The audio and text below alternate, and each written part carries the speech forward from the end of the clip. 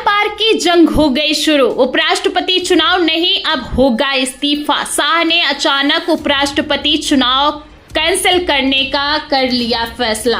आपको बता दें कि आरएसएस के सामने गिड़गिड़ाने से भी बात नहीं बनी है। भागवत ने डायरेक्ट मोदी की बैठक में घुसपैठ कर दी है। एक तरफ आरएसएस ने दिल्ली में हाई लेवल मीटिंग बुलाई है, दूसरी तरफ गृह मंत्री अमित शाह ने अचानक से उपराष्ट्रपति चुनाव को ही कैंसिल कर दिया है। तो क्या आरएसएस के खेल ने उपराष्ट्रपति चुनाव को पलट दिया है? सवालों के जवाब आपको बताएंगे। भागवत के एक्शन पर गृह मंत्री अमित शाह ने क्या रिएक्शन दिया है उस पर भी आएंगे। लेकिन पहले कैसे अमित शाह की चाणक्य नीति पूरी तरीके से फेल हो गई है, खबर देखिए आप, जी न्यूज की है। इसमें लिखा हुआ है कि उपराष्ट्रपति बीजेपी अध्यक्ष को लेकर जारी चुनावी चर्चा के बीच आरएसएस की अचानक होने जा रही बैठक, भागवत भी करेंगे शिरकत। तो आर पार की जंग शुरू हो चुकी है। एक तरफ मोहन भागवत ने दिल्ली में डेरा डाल दिया है, दूसरी तरफ अमित शाह ने एनडीए संसदीय बोर्ड की मीटिंग को कैंसिल किया है। आपको बता दें कि पहले खबर आई कि 17 अगस्त को मोदी शाह संसदीय बोर्ड की मीटिंग में तय करेंगे कि अगला उपराष्ट्रपति उम्मीदवार कौन होने वाला है,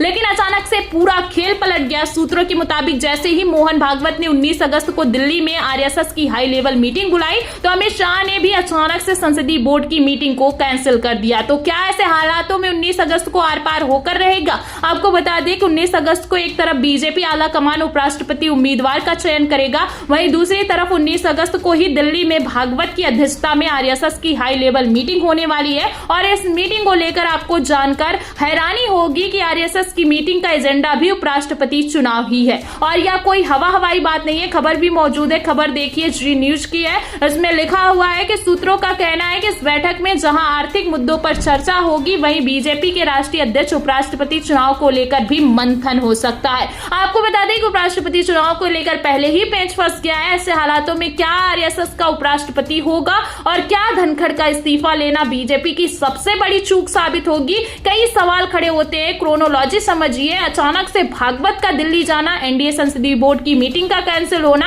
आरएसएस और एनडीए की एक ही दिन दिल्ली में हाई लेवल मीटिंग होना कोई संयोग नहीं बल्कि सोचा समझा प्रयोग है। आपको बता दें कि आरएसएस ने सिर्फ उपराष्ट्रपति पद पर अपना दावा नहीं ठोका है, बल्कि गुजरात लॉबी पर भी अपना दबाव बनाने के लिए रणनीति भी तैयार कर ली है। मतलब जिस ट्रंप का नाम मोदी जी लेना नहीं चाहते, 50% टैरिफ का जवाब देना नहीं चाहते, उस टैरिफ पर अब आरएसएस मीटिंग करेगा। सिर्फ मीटिंग ही नहीं करेगा बल्कि अमेरिका का विरोध करने की भी रणनीति तैयार होने वाली है। खबर देखिए, इसमें लिखा हुआ है कि अमेरिका की तरफ से भारत पर 50% टैरिफ लगाए जाने के बाद राष्ट्रीय स्वयंसेवक संघ 19 और 20 अगस्त को दिल्ली में एक महत्वपूर्ण बैठक आयोजित कर रहा है। इस बैठक में अमेरिकी नीति के आर्थिक प्रभाव पर चर्चा होगी और प्रतिकार की रणनीति बनाई जाएगी। अब ये अमेरिका का प्रतिकार है या फिर कि प्रधानमंत्री नरेंद्र मोदी का आरएसएस का प्रतिकार करने वाला है, आप समझ सकते हैं। जैसा कि आप जानते हैं कि राहुल गांधी के चैलेंज करने के बावजूद मोदी ने सदन में ट्रंप का नाम नहीं लिया। तो नहीं लिया तो मतलब नहीं लिया। क्यों नहीं लिया? इसलिए नहीं लिया क्योंकि पीएम मोदी जानते हैं कि अगर ट्रंप के खिलाफ बोला तो सच्चाई दुनिया के सामने आ जाएगी कि सच्चाई है ना। अगर पीएम ने बोल दिया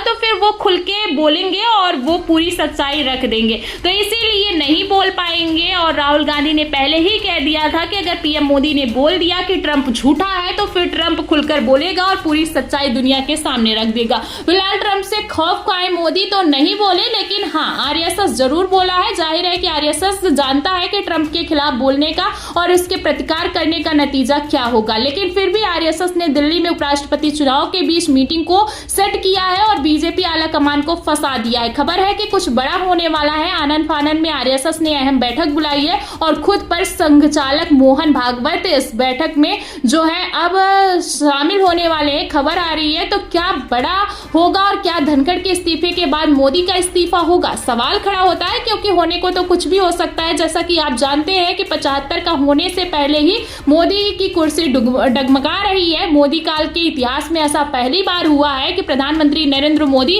भागे भागे जो है फिर रहे हैं। कभी नागपुर पहुंचे हैं, आप पहले तो देख ही चुके हैं कि भागवत को मनाया, लेकिन फिर भी राष्ट्रीय अध्यक्ष नहीं बन पाया है। खबर आप देख सकते हैं कि 21 जुलाई को बीजेपी के राष्ट्रीय अध्यक्ष का चुनाव होना था। लेकिन जो है उसी दिन अचानक से संसद का सत्र शुरू हो गया और धनखड़ का इस्तीफा हो गया, जहां पूरा खेल ही पलट गया। और धनखड़ के इस्तीफे के बाद पहले तो बीजेपी ने कहा कि उपराष्ट्रपति चुनाव के बाद बीजेपी के राष्ट्रीय अध्यक्ष का चुनाव हो सकता है, लेकिन अब भारतीय जनता पार्टी अपने ही दिए बयान से पलट गई है। बीजेपी आलाकमान ने तय किया है कि बिहार चुनाव तक नड्डा ही बीजेपी के राष्ट्रीय अध्यक्ष रहेंगे। एक तरफ बीजेपी आलाकमान ने राष्ट्रीय अध्यक्ष पद को लेकर खेल किया है, वहीं दूसरी तरफ आरएसएस ने उपराष्ट्रपति पद पर अपना दावा ठोक दिया है। वरिष्ठ पत्रकारों के सूत्रों की माने तो अगर इस बार मोदी शाह माने तो संघ के करीबी सांसद उपराष्ट्रपति चुनाव में क्रॉस वोटिंग कर सकते हैं। खबर तो पहले ही निकलकर सामने आ चुकी है कि नायडू राहुल गांधी के संपर्क में। ऐसे हालातों में क्या अमित शाह उपराष्ट्रपति चुनाव में रिस्क लेंगे और क्या पीएम मोदी आरएसएस के सामने घुटने टेक देंगे? जैसा कि आप जानते हैं कि पहली बार पीएम मोदी ने लाल किले से आरएसएस की तारीफ की। इस तारीफ के पीछे कांग्रेस ने खुलासा किया कि मोदी को भागवत की कृपा चाहिए ताकि 75 की उम्र के बाद भी पीएम बने रहे। लेकिन यहाँ पर कृपा तो छोड़िए, उल्टा भागवत जो है अब उनके चक्कर में भारतीय जनता पार्टी में बगावत शुरू हो गई है। फिलहाल जैसे खेल चल रहा है हालातों में 19 अगस्त की मीटिंग में आरएसएस वर्सेस बीजेपी में किसका उपराष्ट्रपति होगा, किसका पलड़ा भारी होगा, ये तो देखना दिलचस्प होगा।